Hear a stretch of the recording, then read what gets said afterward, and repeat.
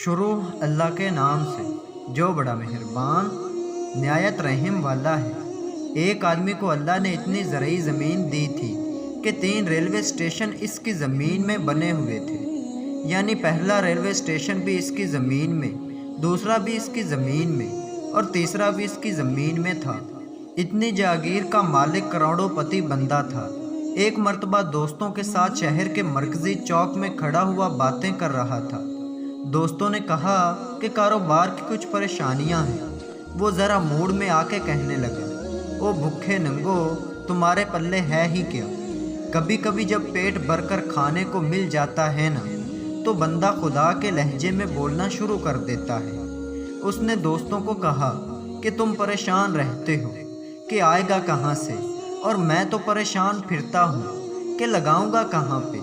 بس یہ عجب کا بول اللہ تعالیٰ کو ناپسند آ گیا، بیمار ہو گیا اور چند مہینوں کے بعد خود تو دنیا سے رخصت ہوا اور ایک بیٹا پیچھے چھوڑ گیا۔ جوان العمر بیٹا جب سر پر باپ نہیں اور کروڑوں کا سرمایہ ہاتھ میں ہے، تو پھر اس کے کئی الٹے سیدھے دوست بن گئے۔ اس کو انہوں نے شراب اور شباب والے کاموں میں لگا دیا۔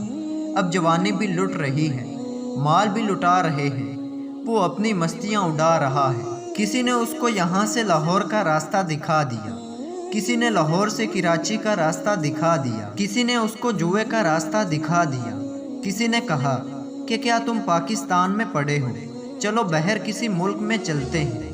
اس نے اسے بینکاک کا راستہ دکھا دیا۔ پانی کی طرح اس نے پیسہ بہایا اور جوئے میں پھر کروڑوں ہارے، حتیٰ کہ جتنا بینک میں تھا سارا لگ گیا۔ زمینیں بکنا شروع ہو گئیں۔ آہستہ آہستہ ایک ایک مربع زمین بکتی گئی اور وہ لگاتا گیا۔ ایک وہ وقت آیا جب ساری زمینیں بک گئیں۔ پھر وہ وقت آیا کہ وہ نوجوان جس گھر میں رہتا تھا، اس کو وہ گھر بھی بیچنا پڑا۔ اب اس کے پاس اپنا گھر نہیں تھا، کھانے کے لیے اس کے پاس کچھ نہیں تھا۔ جس جگہ پر اس کے باپ نے بڑا بول بولا تھا، اس کا بیٹا اسی جگہ پر آ کر کھڑا ہوتا اور لوگوں سے بھیک مانگا کرتا تھا۔ اللہ اکبر۔ تو دوستو، اللہ تعالیٰ آپ کو اور مجھے عمل کرنے کی توفیق عطا فرمائے، آمین۔